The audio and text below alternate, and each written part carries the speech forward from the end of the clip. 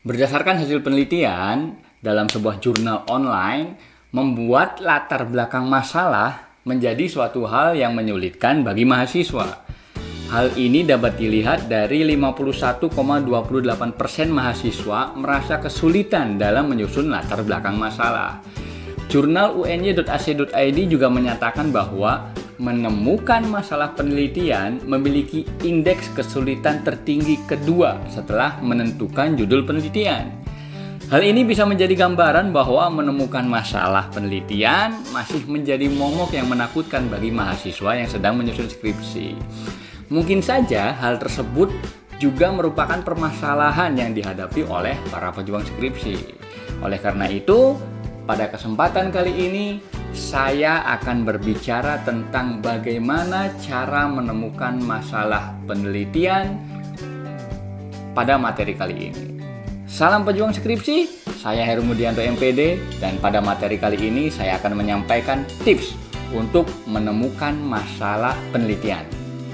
Sepanjang materi ini ada 4 tips menemukan masalah penelitian yang saya singkat menjadi P3K yang akan saya bagikan kepada teman-teman semuanya, yaitu penyimpangan pengalaman dan kenyataan, perbedaan rencana dengan kenyataan, pengaduan, dan juga kompetisi.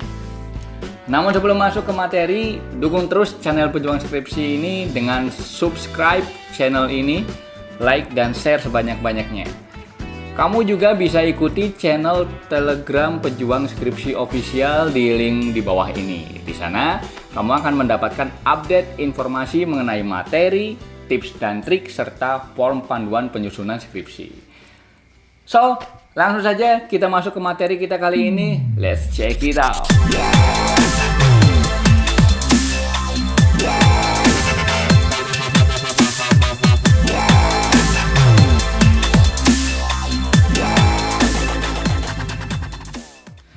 Menemukan masalah penelitian bukan hal yang mudah. Bisa jadi penelitian tidak berjalan atau alot dari awal karena pejuang skripsi tidak menemukan masalah sama sekali.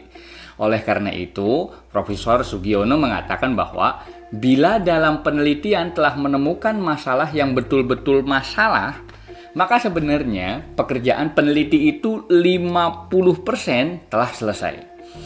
Masalah dapat diketahui atau dicari apabila terdapat 4 kondisi yang saya singkat menjadi P3K, yaitu penyimpangan pengalaman dan kenyataan, perbedaan rencana dan kenyataan, pengaduan, dan kemudian kompetisi. P yang pertama adalah terdapat penyimpanan antara pengalaman dan kenyataan. Dalam kehidupan sehari-hari, kadang apa yang pernah kita alami dan pelajari ternyata berbeda dengan kondisi dan situasi yang berlaku sekarang. Simpelnya gini deh, kita langsung ke contoh aja, biar ada bayangan ya buat semua para pejuang skripsi. Contohnya, saya adalah seorang dosen. Saya terbiasa mengajar mahasiswa setiap harinya. Kemudian suatu hari saya disuruh untuk mengajar mahasiswa di daerah yang terkena bencana. Nah, pengalaman saya sebagai dosen selama mengajar di kondisi yang normal ternyata jauh berbeda ketika mengajar di daerah yang terkena bencana. Misalnya, dari sarana prasarana yang ada, dari semangat mahasiswanya, dari situasi dan kondisi yang tidak memungkinkan untuk pembelajaran, dan berbagai tantangan lainnya gitu ya. Penyimpangan antara pengalaman dan kenyataan tersebut bisa kita jadikan masalah penelitian. Tentu kita harus peka dalam melihat hal tersebut. Jadi mulai sekarang coba deh jadi orang yang peka gitu ya. Tapi kalau dilihat-lihat kode dari dia aja masih belum peka, apalagi masalah gitu. Susah. Oke, P yang kedua, sumber masalah penelitian bisa muncul ketika terdapat perbedaan rencana dengan kenyataan. Di kehidupan, kita tentu banyak sekali perencanaan yang tidak sesuai dengan kenyataan. Apa yang direncanakan kadang berbeda dengan hasil di lapangan. Adanya perbedaan antara rencana dengan kenyataan dapat pejuang skripsi gunakan sebagai masalah penelitian para pejuang skripsi semua. Contohnya, dalam rencananya KPK bertujuan untuk membuat KKN berkurang. Tapi dalam kenyataannya, kok KKN justru malah bertambah. Misalnya ya. Nah, para pejuang skripsi bisa meneliti tentang hal tersebut. Atau contoh lainnya nih, tentang KTP misalnya. Dalam perencanaannya pembuatan KTP dilakukan secara cepat dan mudah. Tapi pada kenyataannya pembuatan KTP ribet, susah, waktunya lama. Misalnya loh ini. Nah, dari situ para pejuang skripsi dapat menemukan banyak sekali masalah penelitian. Apa aja masalahnya? Wow, banyak. Misalnya, kenapa pembuatan KTP ribet dan juga lama? Apa kendala dan faktornya, penghambatnya? Bagaimana analisanya? Apa kebijakan terbaru pemerintah untuk mengatasi hal tersebut? Mengapa permasalahan ini belum terselesaikan dari masa periode pemerintahan sebelumnya sampai sekarang? Bagaimana efektivitas dan kinerja pihak terkait terhadap pembuatan KTP tersebut? Kemudian kelebihan dan kekurangan sistem pembuatan KTP yang berlaku sekarang. Kemudian pengaruh permasalahan pembuatan KTP ini terhadap akses pendidikan dan pekerjaan. Bagaimana pemecahannya. Kemudian studi kasus di daerah yang pembuatan KTP-nya terorganisir dan cepat. Kalau ada ya, misalnya. Dan masih banyak lagi permasalahan lainnya.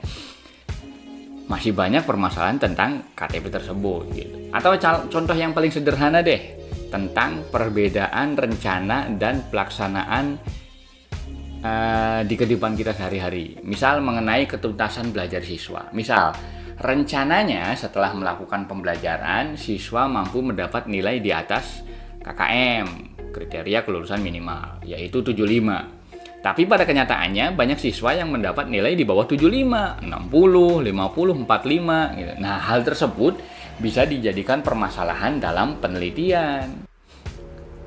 Lanjut, P yang ketiga adalah adanya pengaduan. Ya, definisi pengaduan terdapat di banyak peraturan atau salah satunya pada Peraturan Presiden Nomor 76 Tahun 2013 tentang pengelolaan pengaduan. Dalam pasal 1 angka 8 dijelaskan bahwa pengaduan adalah penyampaian keluhan yang disampaikan pengadu kepada pengelola pengaduan pelayanan publik atas pelayanan pelaksana yang tidak sesuai dengan standar pelayanan atau pengabaian kewajiban dan atau pelanggaran larangan oleh penyelenggara. Jadi jika definisi tersebut kita jabarkan, maka ada 3 poin nih yang bisa diambil.